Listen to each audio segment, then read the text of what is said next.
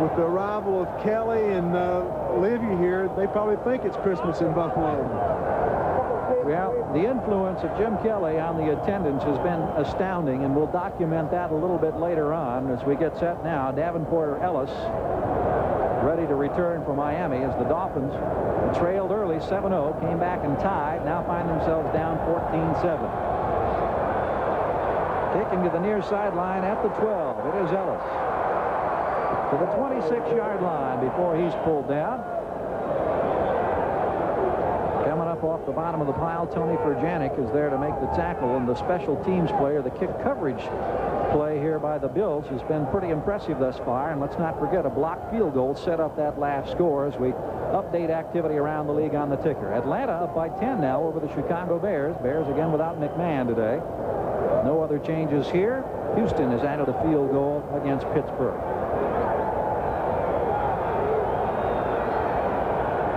14-7, the score of this one. We have Buffalo on top after an 11-yard Riddick touchdown carry to the right side.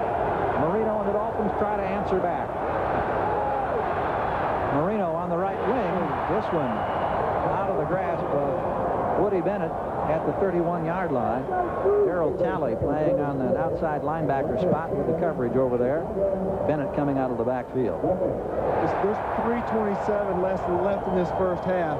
And if there's anybody that I would want on my team on offense, it would be that guy right there, number 13, Dan Marino.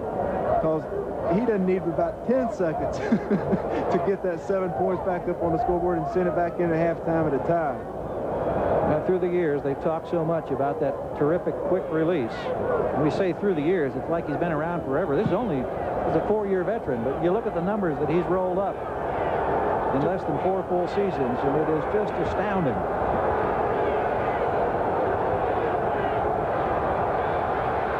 Marino sets up the screen. It's Davenport. Davenport across the 40-yard line to the 41. Freeman finally there to trip him up. Penalty marker is down.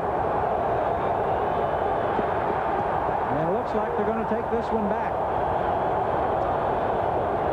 Looks like holding.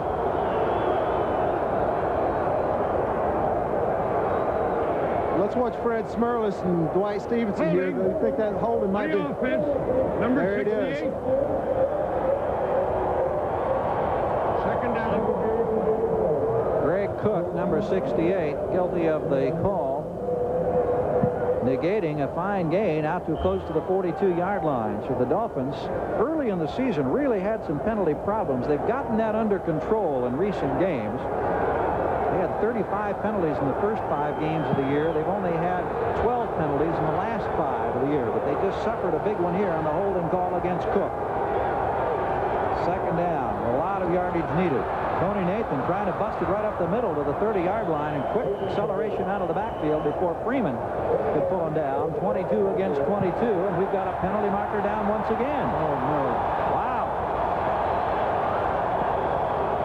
How frustrating can it be? I mean, if it's second down and 20, that's a bad enough situation. And when you get half of it. Number 57 for the offense. Second down will be replayed. Then you get half of it back, and then they call another one on you. It's like starting all over again. This one called against the Pro Bowler Dwight Stevenson. So that gives you indication that the down linemen of McNanny, Smerlis, and Smith are creating some problems now for Miami's offensive line. And the ball, with the second consecutive holding call, has been backed up to the 8-yard line, where it's second down, and it's in the vicinity of 28 yards. Yeah, second and 28. And listen to this crowd respond now for the Bills defense. Marino to Nathan.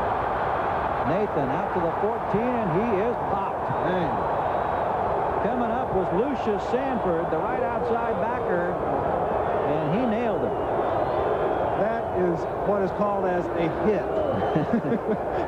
Joe DeLamalure and Mike in, I guess, 1976 was with me, and he said, watch this Lucius Sanford. He's going to be a good ball player, and he's been everything Joe promised. And let's remember, Lucius Sanford is one of those who had a back problem and had a disc surgery in his back. There's been so much talk the last couple of weeks about the return of Joe Montana, but Lucius Sanford had similar surgery, and he's coming back, and he's active, and he's making a significant contribution. We've got 2 minutes to go. Buffalo in this first half leading Miami. Sanford, remember, he just came back a month ago after back surgery, and watch how he nails Tony Nathan. Coming in from the right side of the screen, there you are. How do you do? And that's Tally, number 56, who kind of sandwiched Nathan on the downside. Tony's going to feel that one for a couple of days, I think. Oh, that hurts. 3rd and 21. The Dolphins operating deep in their own territory, trailing 14-7. 3 men split wide to the right side now for Dan Marino, and he's got 2 receivers to the left side. Everybody out of the backfield. Here's the throw into traffic, complete at the 25-yard line to Mark Duper. The Bills come up with a football at Sanford, but that's going to be a Miami possession, and they will retain the football in the vicinity of the 25-26-yard line. It is not, however, going to be nearly enough for a first down. Did you notice how many Bills were around that ball carrier when he finally caught the ball? I bet the whole 11 guys were right there at him. Reggie Roby, first time these teams met this year, he had a day where he never had to work. He's been on the field several times already today, and here's a beautiful punt. Pitts fields at the 22-yard line. Not much going as Pitts gets out short of the 28 for about a 6-yard return. Woody Bennett downfield to make the tackle. You know, I don't blame him for falling down. There's a wall coming at him. I think I would have done the same thing.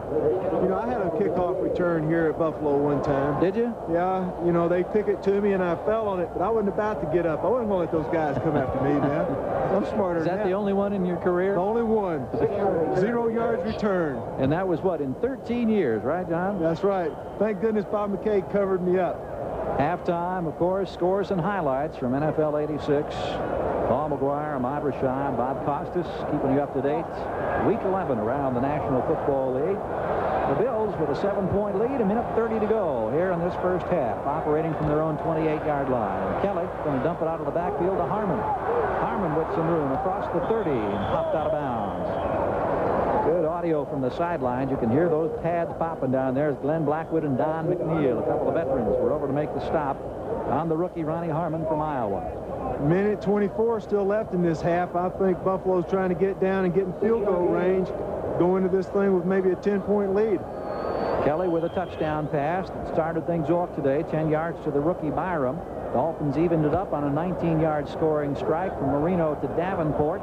And now the Bills have gone ahead on an 11-yard touchdown run by Riddick. And the Bills have the football as we count down the final minute 24 of this first half. Inside handoff to Derek Harmon, and Harmon struggles for a yard or two. George Little there with a tackle for Miami, number 99. You know, they sit there and they run those little draw plays. Let's listen. First 1.5, they have 2 remaining. Timeout, 14-7 our score with a minute 17 left here in the first half. Bills in possession. Looking at a 3rd down. They need 5 to keep this one alive. Butler split wide to the right side. Reed wide to the left. Kelly looking to the left wing. Hits Harmon out of the backfield. Has a first down and more. Out of bounds. Close to midfield. In fact, he's going to be in Miami territory before Don McNeil could bounce him out of bounds. At about the 48-yard line, looks like a 19-yard pickup for Jim Kelly and the Bills. All they need is another maybe 20 yards or so, and they've got a cinch for three more points. A lot of people. Well, let's take a look at the quarterback comparison thus far. The yards for Marino, 144. He has the 1 touchdown pass. Kelly with a TD pass early in the first series. Trying to stretch the margin right now. Out of the shotgun. 4-man rush. Kelly avoids it. Going to keep the football now. Got some traffic. He has another first down, and out of bounds he goes at the 31-yard line. Fancy footwork on the part of 6'3" Jim Kelly. Not scored a rushing touchdown this year, but look at the numbers for today. He got 18 on that pickup to go with a 7-yarder earlier in the contest. As we watch Jim start scrambling here, we've got to remember also that the Buffalo offense is a little more balanced in that they do have some runners out there that can run with that football. Miami has not established any kind of a running game at all. They've had to rely on Dan Marino and him only. Andre Reed had a pretty good pop on Glenn Blackwood just about, however, the time Kelly stepped out of bounds. He was trying to ease the way for a few more yards. The ball spotted at 31. We had a problem with the change. Reset the 30-second clock. Reset the 30 seconds. Bob Frederick with some sideline instructions here for the 30-second clock. We have 58 seconds remaining in the first half. Buffalo leading 14-7.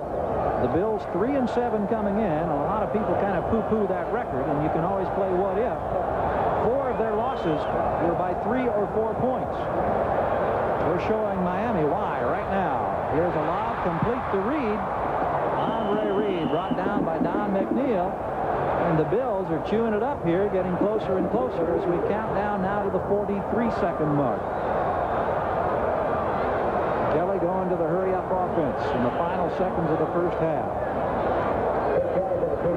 This one to the right side. Riddick can't get out of bounds. Lost the football, and that'll keep the clock going. Renee Thompson with the tackle. We're at 27, and now they stop the clock. Timeout is taken by Buffalo. He's close enough now to where he can start aiming at the end zone. You know, it might be where they got, what, another down. They don't have but one down left now. They might should have called the timeout the play before. Said, look, we're going to go with 2 plays. We're going to go both into the end zone, 2 different patterns.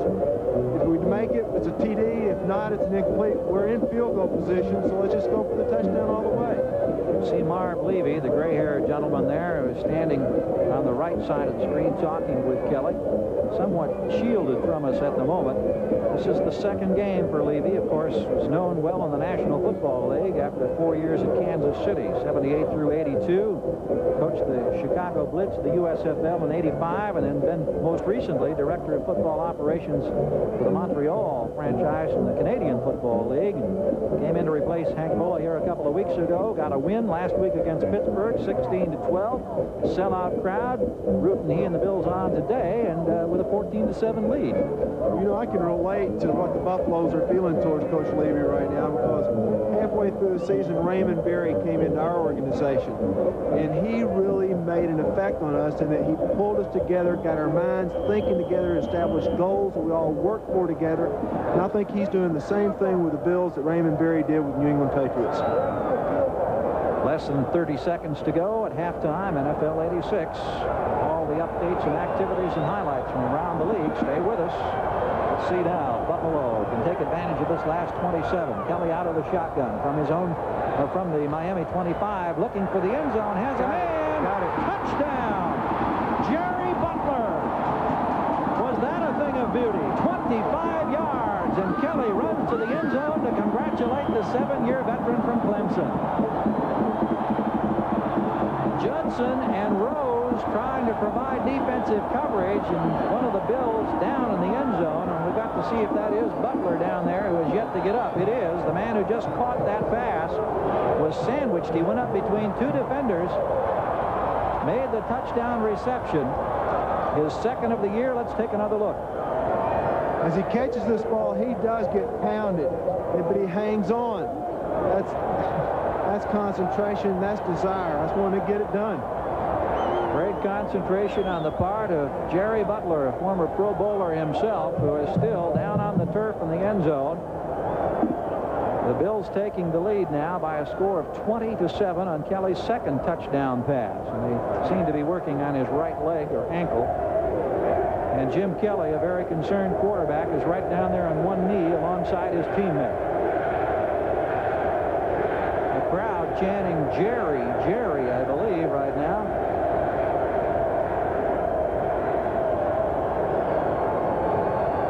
Been a long time since these people have experienced the exhilaration of back-to-back victories. 3 years. They're very much into this one right now. Let's try to take another look at this from a different angle.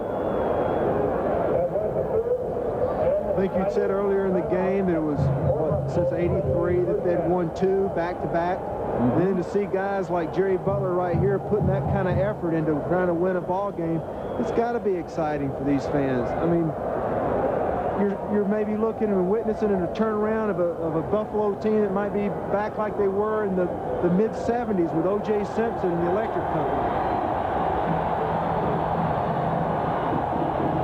substitution is for Jerry Butler, who's going to be assisted out of the end zone after pulling in a 25-yard touchdown pass from Jim Kelly.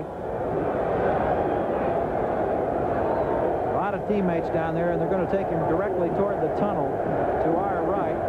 And again, the crowd picks up that chant, Jerry, Jerry. That does not look good. They'll miss him because he is a deep threat. And I guess he's probably the fastest receiver they got on the team. So he'll be sorely missed by the Bills. We had a chance to spend a few minutes with Jerry Butler yesterday in the locker room after the workout here and talk about the transition and this new enthusiasm that seems to be sweeping Western New York, with the Bills getting that victory against the Steelers last week, and the word, of course, that they'd have a sellout crowd. Local television coverage of the blackout being lifted this week. Jim Kelly with 2 touchdown passes now on the sideline as Norwood is on for the conversion attempt, trying to make it 21-7 with 21 seconds to go in the half. Right through the middle. So the Buffalo Bills enjoy now a 2-touchdown lead over the Miami Dolphins, and it's just so hard to think that Miami, with a 4-6 record coming in, a short week, having suffered in a loss against Cleveland by 10 on Monday night, find themselves trailing by 14 here in the final moments of the first half. Here are the numbers on the scoring drive now. And as we indicated, the 2nd touchdown pass of the afternoon for Kelly, who now has 15 for the season. He also has a streak of no interceptions going. Coming into this game, Kelly had thrown 65 passes, and he has... We'll try to check the numbers on how many attempts he has made thus far in the first half of this one. He's over to 20 attempts now, so he has 85 passes stretching back to the New England game, and that's about a month ago when he was last intercepted. The thing that I've noticed so far is, you expect Buffalo to score some points against the Dolphins defense. Dolphins defense is known to be weak. But what is surprising me is the fact that the Buffalo Bills are holding Dan Marino and company. Well, they have managed to do that thus far. You got the shot of Marino and Shula conferring on the far side, and how they'll utilize the final seconds remaining here. If they can get any kind of a run back, Ellis and Davenport, they may try to get something here before the half expires. Last week, when the wind was blowing so strong here, you couldn't tee the football up. You couldn't even think about it. They had to hold the ball on the tee. Wind gusts close to 50 miles per hour really hurt the kicking game. Trying to avoid the run back, the Dolphins at the 33-yard line, and just falling on the football is Dan Johnson. You remember that kickoff return I told you about that I made? That was a perfect example of it right there. The Hannah Imitation Award for today goes to Dan Johnson of the Miami Dolphins. The ball at the 39-yard line. That took 4 seconds. We have 17 seconds yet to go here. 17 seconds for Marino, and with his arsenal of receivers, they could still get a lot accomplished. Let's see how they elect to play it. I believe I said the 39-yard line. It's a 34-yard line. Nose of the football short of the 35. Bills will drop their defenders, deep backs, way back there now. Marino to the far sideline, and he aired that one out. Way overthrown. Nat Moore was over there. Charles Romes, the defender. Everybody covered that time. Throw it out of bounds. Stop the clock. Let's try it again, folks. 11 seconds now remaining in the first half. Chilly day at Orchard Park, but I don't think anybody in this sellout crowd of 80,000 minding the fact right now where the Bills leading 21-7. See the time remaining now as Marino sets up in the shotgun once again. See those 3 guys up the top of your screen. We probably have a Hail Mary. Nope. Nathan close to midfield as he scrambles out of bounds, and penalty markers are down. Sanford, Cumbie, Bayless were all over there, and apparently the officials thought that there was a little contact after Tony Nathan was clearly out of bounds. We'll get the interpretation from Bob Frederick. Unsportsmanlike conduct upon number 57, the defense, 15-yard penalty, and first down. Well, that's a mistake right there that would give a coach more gray hair. Marv Levy's got a bunch, but Lucius Sanford makes the extra hit right here. And it's a little shove, as you can see, and it cost him 15 yards. Almost took out the coach, as a matter of fact. And the ball is suddenly at the 35-yard line in Buffalo territory. 5 seconds to go in the half.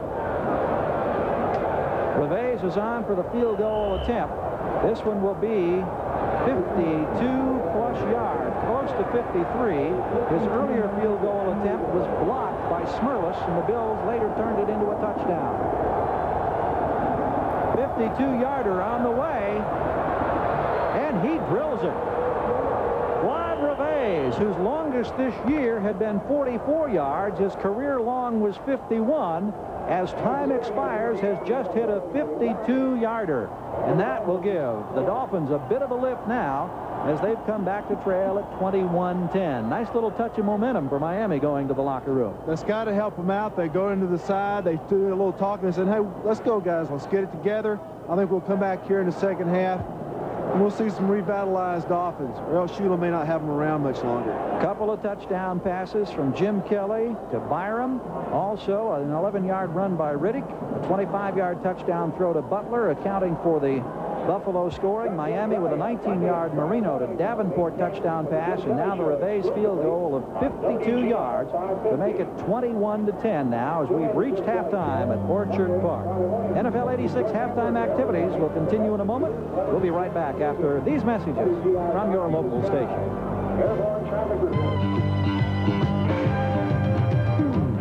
You know, Frank Deford has won his fair share of acclaim for his work at Sports Illustrated. In fact, 3 times his contemporaries have voted him the Sports Writer of the Year.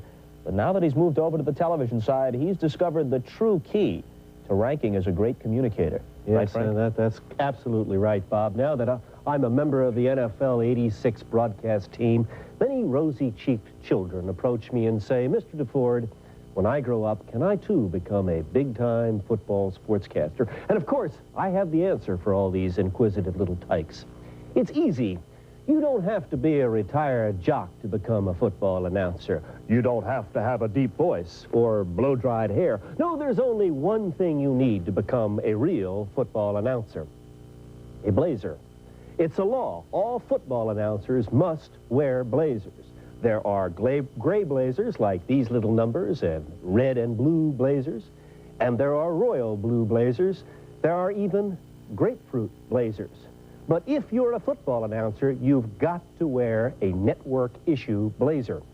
The only exception to this rule is Lindsey Nelson, who for some reason was long ago given a special dispensation, so that he alone is always allowed to wear jackets from his special collection, made exclusively for him by Ralston Purina. There is only one other reason I can imagine why we have to wear blazers, and that is that timid network executives don't trust our taste. Sure, Tom Brokaw and Brian Gumbel, they can wear suits and sports jackets, and Dan Rather can even put on little college professor sweaters. But executives are convinced that if you don't give football announcers free blazers, the idiots might show up in sweatsuits or tank tops or calypso shirts or something. You see, folks, there's a bias here. In the upper echelons of journalism, there is an assumption that reporters are as smart as the people they cover. Thus, everybody assumes that the guy on the science beat must be a genius, while football announcers must be blockheads, just like football players. Ergo, if football players have to wear uniforms, so should football announcers.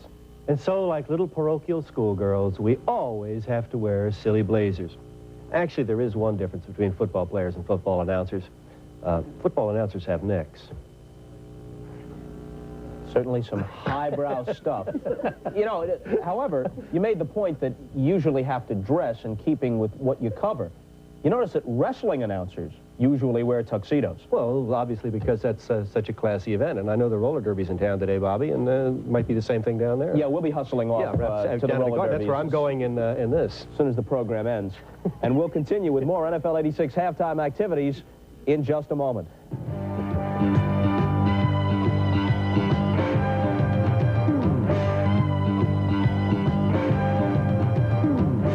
We welcome those of you watching the Dolphins-Bills game, and let's get you updated on what's happening elsewhere around the NFL today. Seattle playing at Cincinnati. The Bengals lead at 10-0. Each team has been guilty of 3 turnovers in the first half. Chuck Knox's Seahawks have lost 3 in a row. Under him, they have never had a 4-game losing streak. The highlights are all Cincinnati in this first half. Boomer Esiason goes 57 yards to Eddie Brown, who makes a nice backpedaling catch, and a few plays later, it sets up a Stanley Wilson touchdown on the same drive. The ball is at the 2, and Wilson slants in for the touchdown to make it 7-0 in the first quarter in favor of Cincinnati. Then in the second quarter, from the shotgun, Esiason swings it out to James Brooks, and Brooks on the catch and run covers 54 yards deep into Seattle territory. It sets up a Jim Breach field goal 4 plays later, increases the lead to 10-0, and that's where it stands at halftime. Paul? The surprising thing about this football game is it's a defensive football game, but I think there's a reason for it. 3 turnovers by each team in the first half. The Cincinnati Bengals have not been playing defense very well. Seattle Seahawks have been changing quarterbacks around. Now they're back to Craig again, and you know, it disrupts a football team when you keep changing quarterbacks around, and especially when the quarterback you set down, Craig, is not happy at all, and then they come back, and he seems to try to do a little bit more than he normally would do. And against Cincinnati, it's not working. Cincinnati's got too much power, I think, for him. You know, Cincinnati is 6-4, and yet the victories have not come at the expense, for the most part, of good teams. They now begin a rough stretch in their schedule that should reveal just how good they actually are. Bobby, isn't that scary? Because we were looking at the rest of their schedule, and it is extremely difficult. And I think the most important game that they have to play down the line is going to be against the Cleveland Browns, but it will be at Cincinnati. Now, at Cleveland, however, the Bengals stomped them in a Thursday night game early in the year. Well, that was one of the mistakes the Browns made. The Browns are a better football team than the Cincinnati Bengals. They are the best team in the Central Division, and they should win it. Okay, let's check the rest of the scores. The Giants at Minnesota, they move to the third.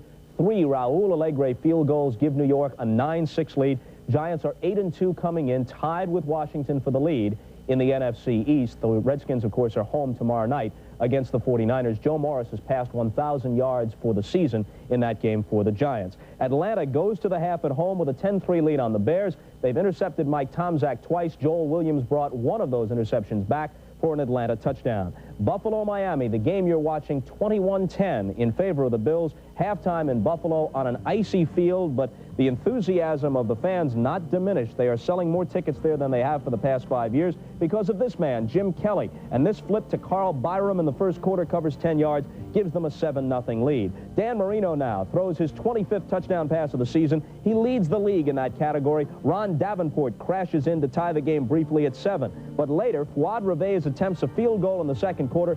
Fred Smerlas blocks it. Steve Freeman picks it up, returns it to the Miami 41. 8 plays later, Rob Riddick scores on an 11-yard run. They lead at that point 14-7. Kelly hits Jerry Butler with a 25-yarder to increase the advantage to 21-7. Then Reveiz connects from 52 just before the end of the half for the 21-10 score.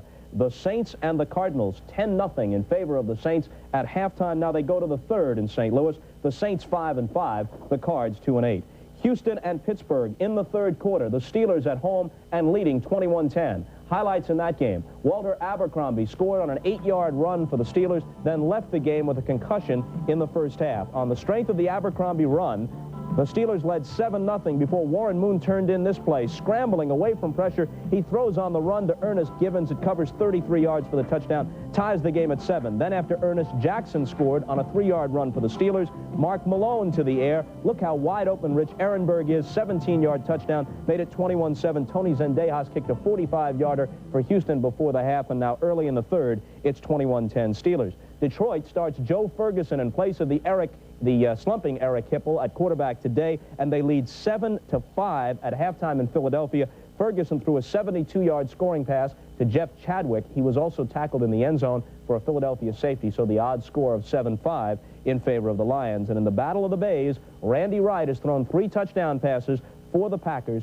21-10 is their lead at halftime at home over the Buccaneers. Let's talk a bit about the Buffalo Bills and the playing conditions there.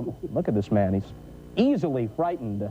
Caught you off guard. Yeah, you know, but Buffalo, Bobby, it really, they're playing tough up there, and it does my heart good to see them leading Miami, because for the time that I was there, we could never beat the Dolphins. And I know that those 80,000 people there, they're excited about it too. But I said earlier that Jim Kelly's a fine quarterback, but he needs some help from some of the players on that team. And Rob Riddick seems to be answering that call. It looks like they're adjusting their offense a little bit and letting Kelly do the things that he does well. Roll out a little bit, throw the ball down the field, and they're playing very well up there now. What is it? During the time that Don Shula has been the head coach of the Dolphins, the Bills have had 8 different head coaches just during Shula's tenure. So in that battle within the division, Shula has faced 8 different Buffalo coaches. It gives you a contrast of the stability, the relative stability of the two franchises. And not many of those coaches have been able to beat Shula either. You're right about that. We'll be back. As a matter of fact, we're going to send you back to Buffalo as we rejoin Gary Gerald and John Hanna for the second half. See you later in the day.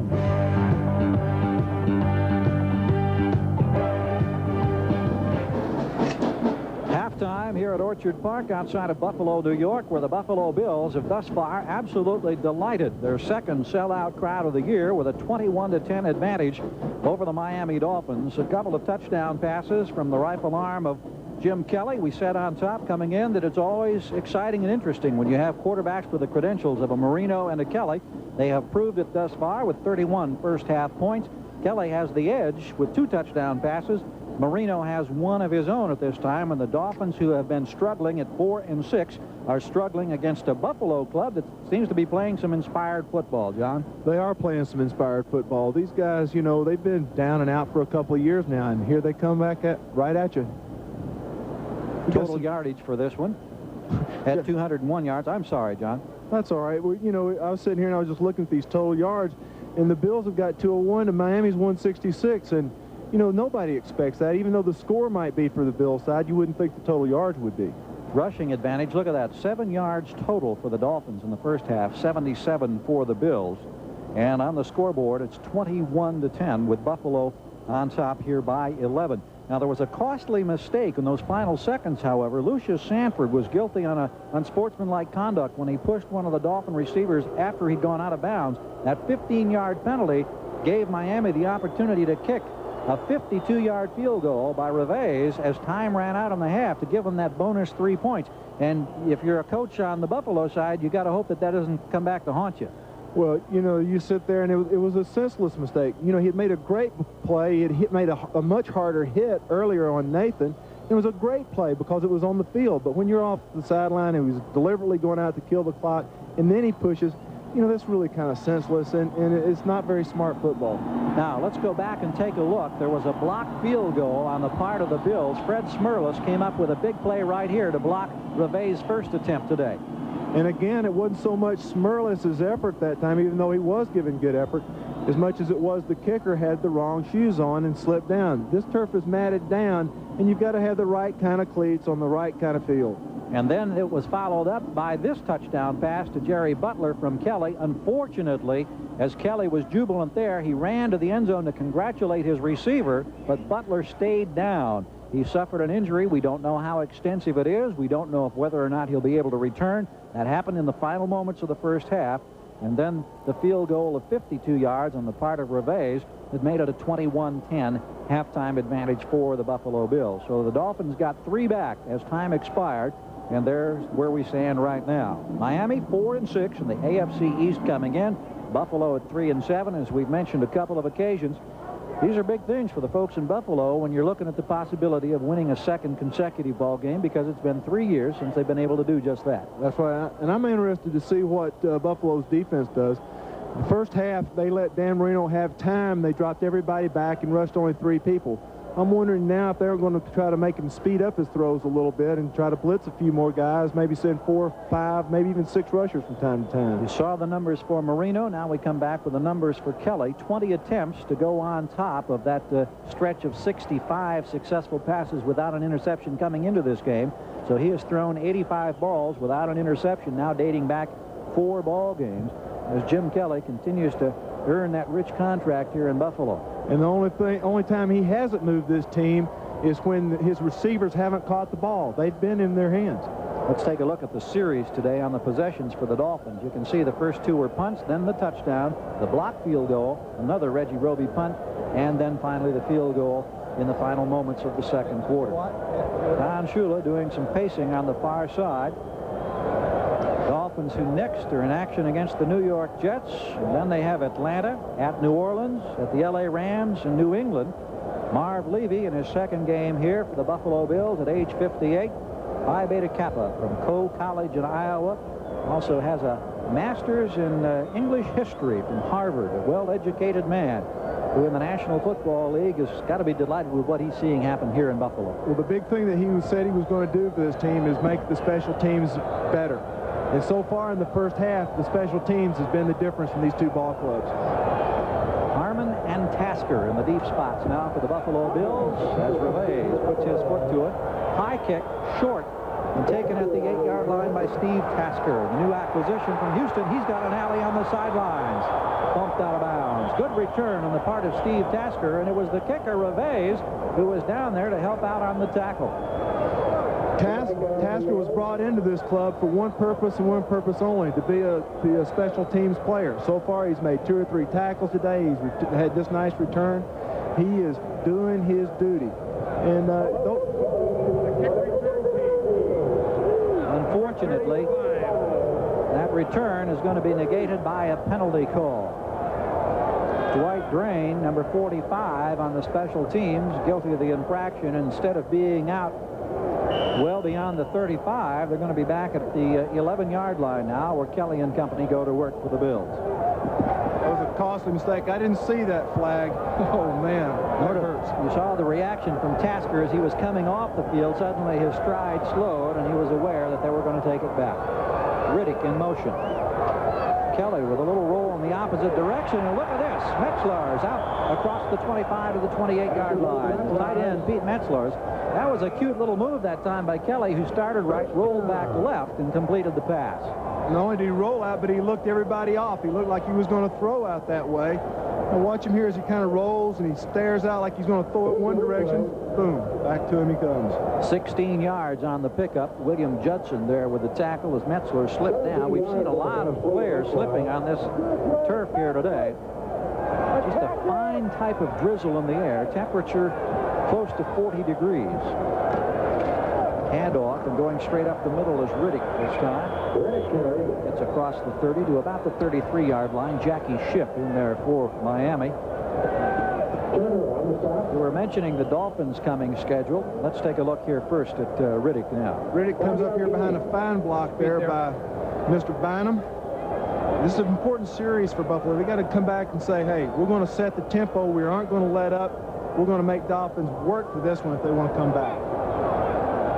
Second down now at the 33-yard line. Bills in their own territory, just underway second half. Buffalo leading 21-10. Byram, the rookie, across the 35 to about the 36.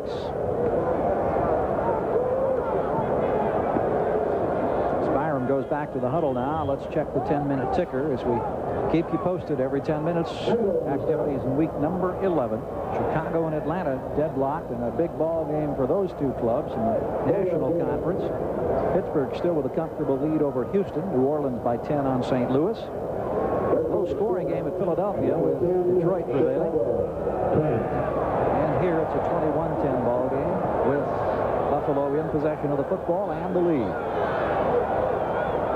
Actually at the 37-yard line as Riddick goes straight ahead, and he needed a yard for the first down, and I'm not sure that he got it. Jackie Schiff was there to meet him nose to nose. That was close. So both those lines just kind of hit and just stopped. It's like everybody just kind of froze right in their spots. Dolphins have had an abundance of injury problems. This week they're without Bob Baumhauer, their nose tackle, suffered a groin injury in the Monday night loss at Cleveland. Lyle Blackwood is still on injured reserve with an ankle problem. Of course, they lost Hugh Green with a knee, and Joe Rose, Charles Bowser, lineman Steve Clark, Mark Dennard, Ronnie Lee. It seems like that list goes on, compounding the problems for Don Shula and the Dolphins. And the Bills have got a couple of key men missing as well. They're without Greg Bell. They thought perhaps Bell would be activated for this game. Their running back, who's been out with a groin injury, but looks like it'll be next week before he's in action, and the Bills will be going Foxborough, Mass, up in your direction, John, to go against your old teammates, the Patriots. Well, there was the indication, just a little bit short after they brought the chains in. So John Kidd comes in now to handle the punting chores for Buffalo. John was telling us yesterday about how tough it was to kick last week in that heavy wind. There's Offerdahl, the rookie, as we mentioned, who has been such a terrific player for the Dolphins this season defensively, but the problems with his right arm, an injury that he suffered Monday night, and then it hemorrhaged, was in the hospital a couple of days, pacing the sidelines, and the kick by Kidd. It is a beauty. Ellis backpedaling to the 14-yard line, and he gets only to the 16. And look who's there again, Tasker. Tasker hobbling just a little bit as he comes to the near sidelines. Boy, he has been terrific on special team coverage. Did you notice, though, as he was coming and hobbling, he was telling her, get away from me. I'm a tough guy. I'm not hurt. You know, I don't want anybody to know they've got to me. 49 yards on that punt and only a 2-yard return. Gary Gerald along with John Hanna. Delighted to have you along with us in week number 11 of the NFL season. Orchard Park, New York today, where a sellout crowd of 80,000 enjoying at the moment the Buffalo lead of 21-10 over the Dolphins. Miami now with their first possession of the second half from their own 16. And Marino will go to the air immediately. Dumps it off to Hampton. Got a blocker out in front to the 22-yard line. Roy Foster had pulled out from a left guard position to lead the way for Hampton out of the backfield. Sean McNanny there for a tackle. Kind of reminds me about the way the game started in the first quarter. You know, they just kind of throwing these little flare outs. Again, Buffalo sending just 3 big men for the rush, dropping everybody deep, giving them the short stuff. You mentioned early that there have been 19 times when Marino has thrown for 300 yards in his career, and the Dolphins are 14-5 in those games. Marino with no real long gainers thus far, and on the ground, Lorenzo Hampton stacked up for no gain here. Ray Bentley, inside linebacker, spearheading the defensive surge for the Bills. When you see it stuffed up like that, you know that the nose man has done a good job on that center. And we've got a good matchup in those two guys, in Smurlus and Stevenson, because those are 2 of the best players in the NFL. And it's a lot of fun watching these guys play, and even though they may not be on the best teams in the NFL. So third down coming up now for Miami. Marino, as you can see, goes to the shotgun. Down conversion thus far. That was in their touchdown drive.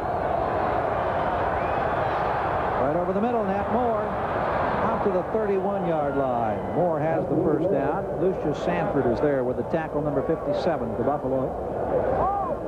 Buffalo came up that time and showed blitz, but actually they didn't really come with anything. They dropped everybody back again deep and gave them the inside. That's a lot. That's being alert for Nat Moore. You know, he's had some experience back there. You know, Dan is audibled off to a kind of a blitz type pattern. He sees them backing off and he adjusts and runs a normal route. Prior to the '85 season, Nat Moore announced his retirement, then came back to play one more, and here he is playing again in his 13th NFL year.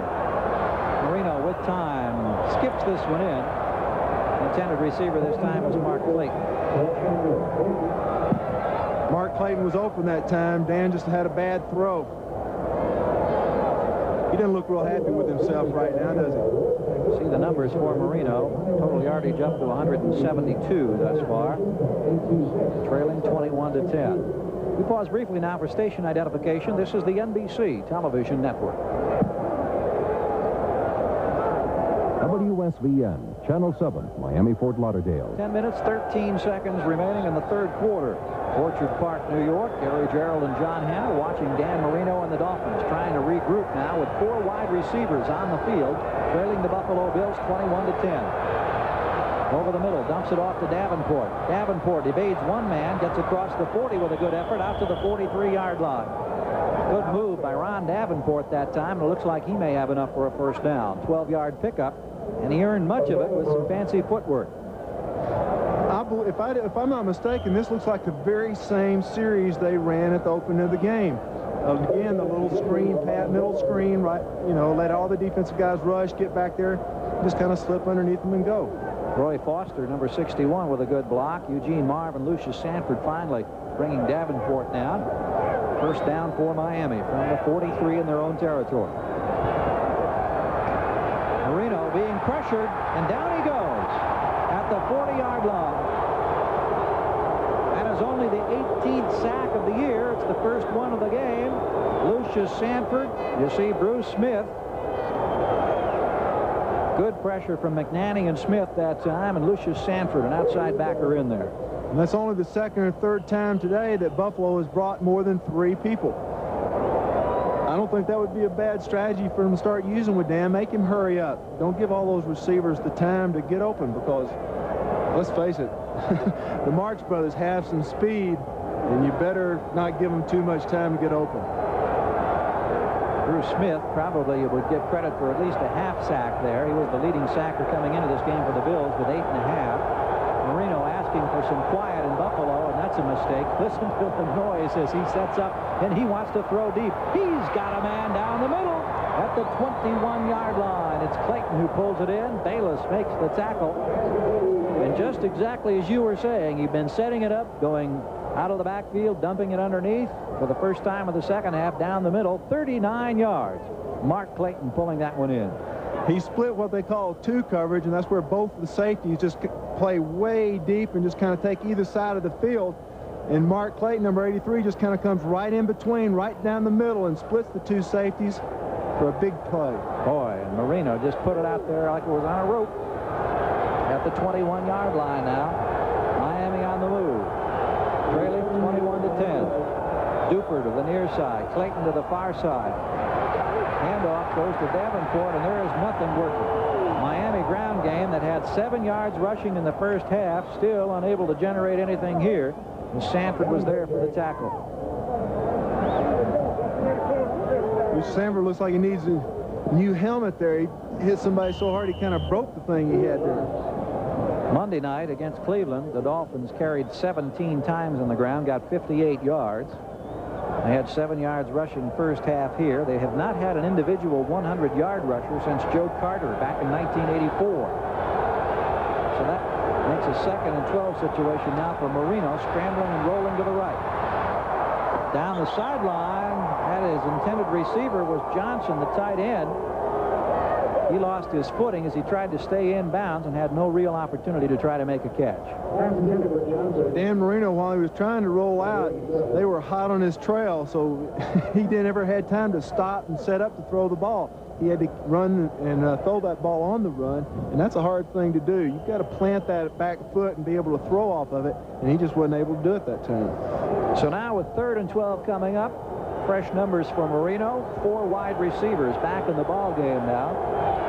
Take inventory. Duper on the near side with Nat Moore. On the far side, we see Clayton and Pruitt.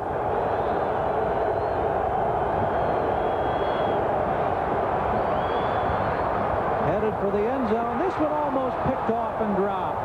Rodney Bellinger, who had a game-saving interception against the Steelers last Sunday, almost picked this one off. Bellinger getting the start at a cornerback position, and that time down near the goal line, he had his hands on it but couldn't hang on. Penalty marker down. That was a super play on his part because he was beaten. He gained ground to knock it down. Let's take a look now at the wide receiver, James Pruitt. As you can see, Pruitt was around him and behind him, so he had to make some speed. Great play. 5-yard face mask foul on the defense, number 29. Will be repeat of 3rd down. Penalty marker is against Derek Burrows of the defense. So that puts the ball at the 19-yard line. It'll be 3rd down coming up now. Relatively penalty-free ball game. 6 total infractions. How would they call a face mask penalty when he wasn't around the man that was receiving the ball? I was hoping maybe you'd have the answer to that. I don't. I don't either. At the 19-yard line, it's 3rd down again. 7 needed. Marino scrutinizes the defense.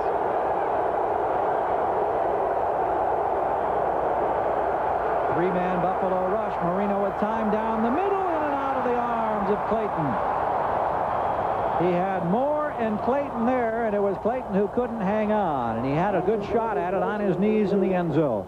Steve Freeman, 22, had fallen down, and Clayton was by himself. Missed opportunity, but a big break for Buffalo because they held off the drive. So Reveiz comes on. He's had 2 field goal attempts, 1 blocked by Smirlis, eventually resulted in a Buffalo score. He did, however, get a 52-yarder as time expired in the first half to make it a 21-10 game. Right now, he's about to try one from 36 yards. Strock holds, and the kick is on its way. Appears to be good, and it is. So Fuad Reveiz gets his second field goal of the afternoon, and it's now a 21-13 Buffalo lead over Miami. Today's game is brought to you by Ford and your Ford dealer. Have you driven a Ford lately? By Braun Electric Shavers. Braun, designed to perform better. And by the Stanley Works. Stanley helps you do things right.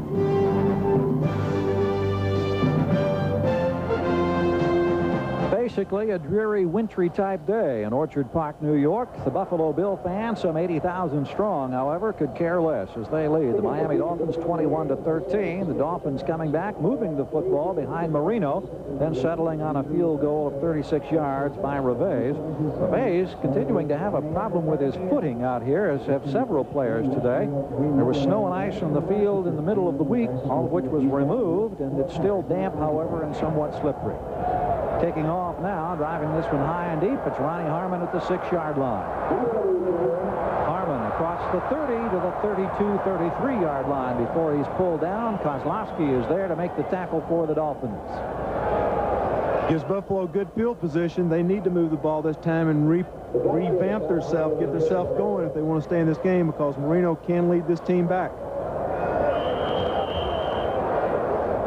21-13 our score. We'll see how Kelly and the Bills respond to that challenge in just a moment. This is the kind of day it's been for the respective quarterbacks, Marino and Kelly. Marino with the advantage in yards and passes completed, but Kelly with the advantage in touchdown passes. One of 25 yards to Butler, one of 10 yards to Byram, the rookie. Marino with a 19-yard strike to Davenport. Bills with the lead of 8 points. Riddick with the football. Bumped out of bounds by Glenn Blackwood on the near sideline. We have 6:33 to play here in the third quarter, with Buffalo leading this one 21-13. I mentioned the Bills will be at New England next week. Then they're on the road again at Kansas City. They only have one more home game this year. That'll be in 3 weeks against the Cleveland Browns. They finish up at Indianapolis and at Houston.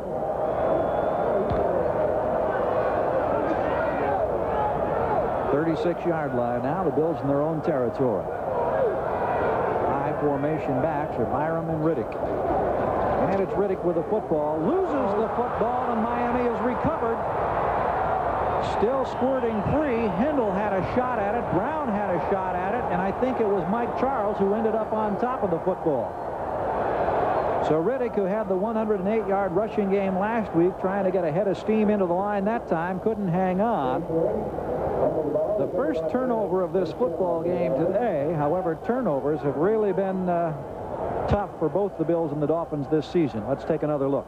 This has been the reason the Buffalo Bills have lost so many of their games, is turnovers. Well, both these teams have.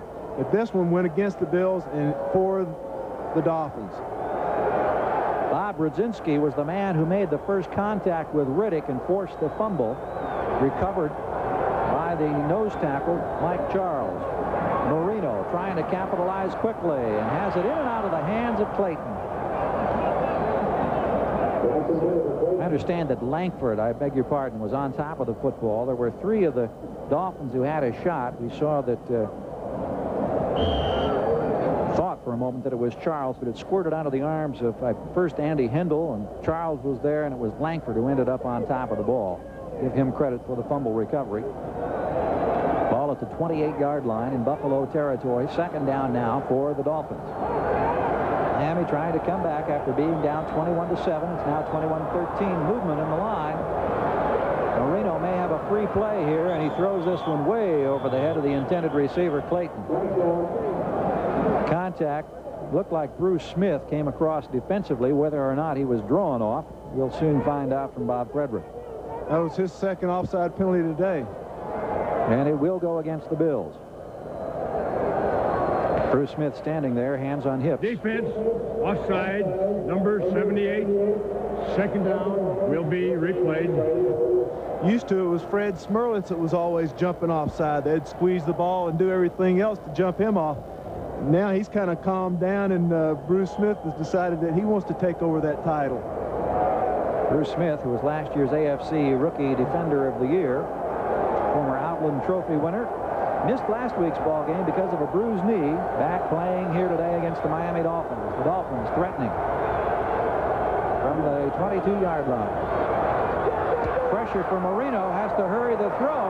Again, Clayton, the intended receiver, and once again, Rodney Bellinger with the coverage over there.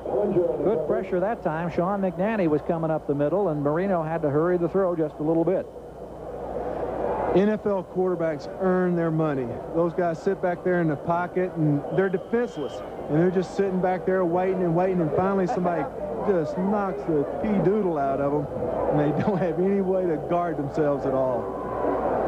Well, you got a very good look right there of how Marino is earning his paycheck today against the Buffalo Bills. 4 wide receivers now for this third down situation. You see Miami's success today, 2 of 7. 3-man Buffalo rush. Marino with time. This time he completes the pass at the 15-yard line to Nat Moore. Derek Burrows with defensive coverage in the secondary for the Bills. And a first down for Miami. So that quiets the crowd very quickly. 3 defensive players for the Bills. Nat Moore drives all 3 of them back, and then he comes underneath and catches the pass. They're still playing really soft, giving them all the underneath passes they want. Hopefully the strategy will prove off, and they won't let them in the end zone, but they're awful close right now. At the 15-yard line, Dolphins, who've beaten the Bills 5 consecutive times, 9 out of the last 10, trying to get back in it now, trailing 21-13. Marino again with protection, in and out of the arms. This time Duper at the 1-yard line, and that would have been an easy 6 had he been able to hang on. Marino really put a bullet in there that time. A lot of steam on that one. Well thrown ball right into his hands. We've seen a couple of passes like that. One, Mark Clayton came over when Steve Freeman fell down. He dropped it. Now Duper dropped it. This isn't the Miami Dolphins that, you know, we remember. They just aren't playing up to the way they've known throughout history of the Shula era. Mark Duper has had 5 100-yard receiving days this season, 17 in his career, which is now in the 5th year. He scored